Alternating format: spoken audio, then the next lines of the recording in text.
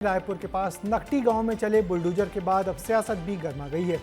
गरीबों का घर उजाड़ने का जहां कांग्रेस नेता तो विरोध कर ही रहे थे, बीजेपी के सांसद बृजमोहन अग्रवाल ने भी घर गिराने की कार्रवाई का विरोध कर दिया।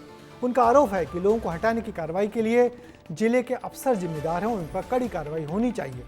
कांग्रेस के एमएलए ने इस जगह पर बन रही विधायक कॉलोनी में तो घर लेने से भी इनकार कर पूरे माहौल को गर्म कर दिया है। इस पूरे विवाद पर देखिए ये खास रिपोर्ट। छत्तीसगढ़ के नकटी गांव में चले बुलडोजर एक्शन के बाद अब सियासत गर्म हो गई है। बुलडोजर से ज्यादा चर्चा विधायक कॉलोनी को लेकर शुरू हो गई है। कांग्रेस के 5 विधायकों ने नकटी गांव में बनने वाली विधायक कॉलोनी में घर लेने से इनकार कर दिया है और इसके लिए मुख्यमंत्री विष्णुदेव साय को पत्र लिखा है और नकटी गाँव की जगह नया रायपुर में विधायक कॉलोनी के लिए जमीन आवंटन का आग्रह किया है।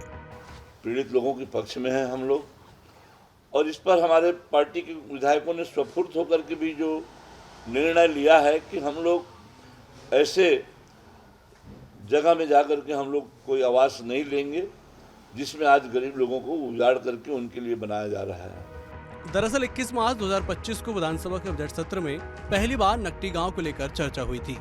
जब बीजेपी विधायक धर्मजीत सिंह ने सदन में विधायकों के लिए जमीन आवंटन को लेकर सवाल पूछा था, तब राजस्व मंत्री टंकराम वर्मा ने जवाब देते हुए जानकारी दी थी कि विधायकों के आवास के लिए रायपुर के पास नकटी गाँव की जमीन पर विचार किया जा रहा है। हालांकि इस मामले पर सिर्फ चर्चा हुई थी। अब तक आधिकारिक तौर पर विधायक कॉलोनी बनने के लिए कोई फैसला नहीं हुआ है, फिर भी इस पर सियासत गर्मा गई है। मंत्री श्याम बिहारी जायसवाल ने कांग्रेस के विधायकों को जमीन न लेने की सलाह दी है।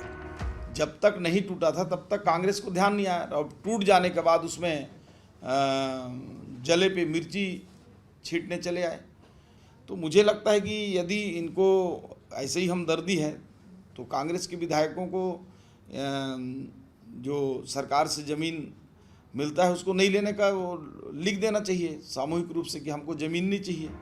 ऐसा नहीं है कि प्रशासन ने सिर्फ अतिक्रमण हटाया, बल्कि 66 लोगों को उसी दिन ईडब्ल्यूएस के मकान भी दिए। श्री विष्णुदेव साय ने कहा कि पहली बार ये हमारी सरकार में हुआ है।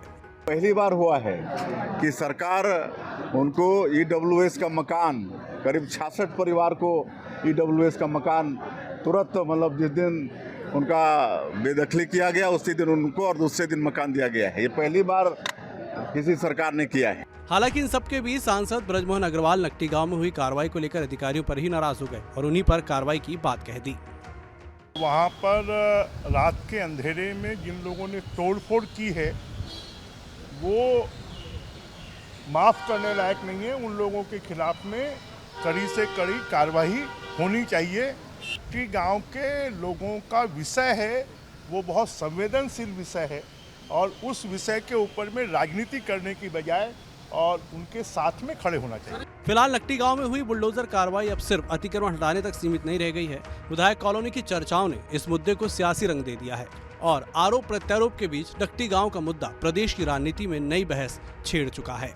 नकटी गांव को लेकर छत्तीसगढ़ में खूब सियासत हो रही है। एक तरफ कांग्रेस पार्टी के आधा दर्जन विधायकों ने मुख्यमंत्री को पत्र लिख दिया है, लेकिन दूसरी ओर कांग्रेस पार्टी कोर्ट का भी दरवाजा खटखटाने वाली है। अब देखने वाली बात होगी इस मसले पर कब तक छत्तीसगढ़ में सियासत होती है। कैमरा पर्सन दुर्गेश के साथ कोमन साहू, विस्तार न्यूज़, रायपुर।